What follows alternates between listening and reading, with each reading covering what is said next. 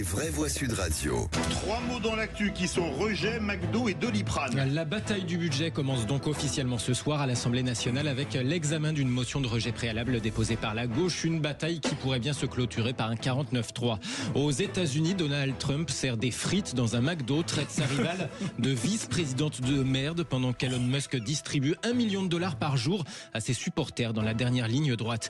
Et puis dans ce contexte prometteur outre-Atlantique, le Doliprane va bien passer sous contrôle américain, mais l'État français va devenir actionnaire minoritaire à 2% et le gouvernement assure avoir eu des assurances sur le maintien de l'activité en France. Les vraies voix Sud Radio. C'est le nerf de la guerre, comme on dit parfois quand on parle de gros sous. La bataille du budget s'annonce ce soir à l'Assemblée nationale. Ça va commencer ce soir. Coup d'envoi à 21h30. Un test pour la fragile coalition Barnier, macroniste, LR, où chacun tente de faire entendre sa voix. Mais tout va commencer donc par l'examen d'une motion de rejet préalable déposée par la gauche.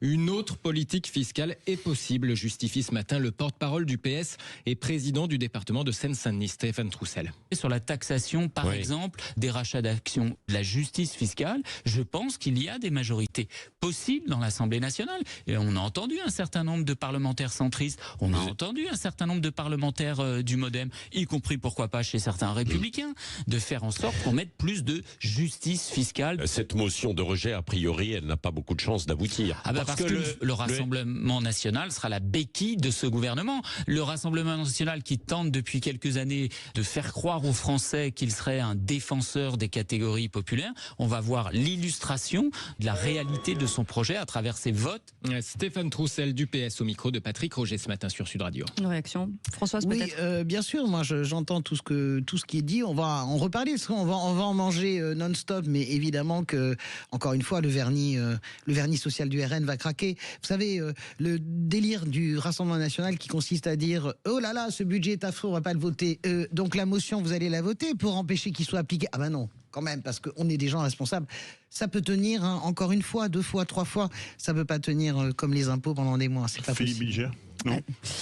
Non, encore une fois, tout ça va passer au 49.3. Il y aura même pas besoin de discuter des heures et des heures. Non, mais ce qui est intéressant, c'est de voir la cohérence politique. Vous savez, les Français, on prend les Français pour des andouilles. Il n'avait pas dit qu'il n'y aurait pas de 49.3 ? Oui, alors ça, il n'a pas de votre choix. Là. D'un seul coup, je comprends Michel Barnier. Mais on va laisser débattre, et puis après, ça va tomber. Il ira au Sénat. Non, on me dit que c'est mercredi, peut-être, un 49.3, dès mercredi.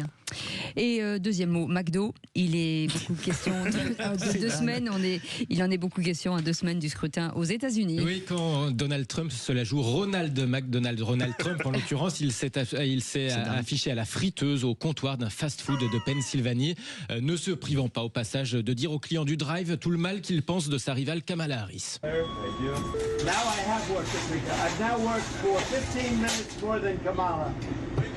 J'ai travaillé chez McDonald's, j'ai travaillé 15 minutes de plus que Kamala ici. Elle n'a jamais travaillé ici, répète-t-il à des gens qui étaient juste venus chercher leur menu best-of Big Mac. Ils n'avaient rien demandé. Car oui, il l'accuse, sa rivale démocrate, il l'accuse de mentir quand elle affirme avoir travaillé chez McDo dans ses jeunes années. Il l'a aussi traité, je cite, de vice-présidente de merde. En retour, Kamala Harris, la classe. Kamala Harris lui reproche en réponse d'avilir la fonction présidentielle qu'il a occupée par le passé. Dans ce contexte, à presque 2 semaines du scrutin, cette annonce d'Elon Musk, il met sa fortune dans la balance. Il annonce que pendant 2 semaines, il va tirer au sort chaque jour quelqu'un qui va gagner $1 million parmi les habitants des États bascules qui ont signé la pétition de soutien à Donald Trump. Je ne sais pas si c'est ça qu'on appelle acheter des voix quand même. Oui, mais on peut dire que cette campagne à la frite, Philippe Bilger.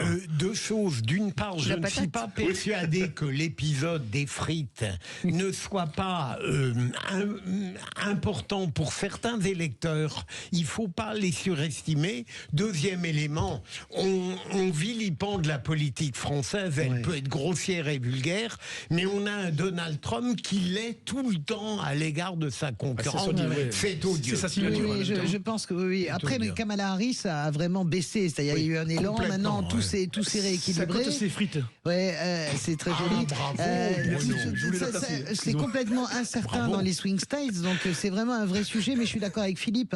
Vraiment, qu'est-ce qu'il va chercher comme voix à part par complaire à ceux qui vont déjà voter pour lui. Il est effrayant en fait, ce bonhomme. Il est fatigué, il est usant en fait. Il est usant. Tous les moyens sont bons, quoi. En Il fait, fait du populisme à bloc. il ne sait pas comment s'opposer aux femmes. Oui, mais c'est pour ça, il fait du populisme. très Ça, c'est du intéressant. populisme pur, quelque part. Ça y est, monsieur Pomar, vous avez fini de rigoler, de ricaner bêtement. Vous avez entendu la Troisième Oui, mot. oui, il a les sondages qui s'effritent. Non, mais elle est très T'as bonne. qu'à voir un coup, Pomar. Un coup, Pomar. Ce jeu de mots est un peu vain. Attendez, on y va, les amis. Allez, troisième mot, parfois il faut en prendre quand on a abusé des frites. Le Doliprane va bien passer sous contrôle américain, mais l'État français va entrer au capital. On est sauvés. Ce qui vous rassure.